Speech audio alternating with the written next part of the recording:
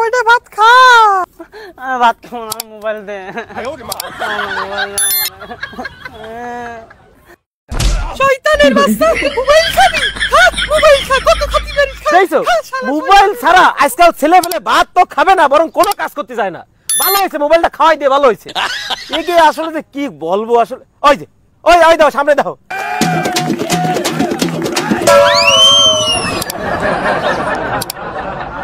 পড়ে গেছে, অথচ মোবাইলটা হাতে ফেলালো না। তার মানে তুমি বুঝতেছো এই মোবাইলের ভিতর যে কি আল্লাহ মাবুদ জানে। আজকাল এই যে প্রত্যেকটা সংসার ভাঙার মূল কারণ কি জানো? এই মোবাইল। এই যে দেখো খুলনা শহরে 100%-এর ভিতরে 62% সংসার ভাঙতেছে কিসের জন্য? এই মোবাইলের জন্য। আচ্ছা ভাতিজা, তাহলে ওঠো, অনেক কথা বললাম। আর হ্যাঁ শোনো, তোমার বউরে মোটে মোবাইল টিপতি মোটে দিবা না, একই দিতে পারে কিন্তু। মাইনচির বউ ভাইগে যার মূল কারণ আছে মোবাইল। কথা কি বুঝতে পারিছো? ঠিক আছে। আচ্ছা ভাতিজা, তাহলে আসো তাহলে। আসসালামু আলাইকুম। ওয়ালাইকুম আসসালাম।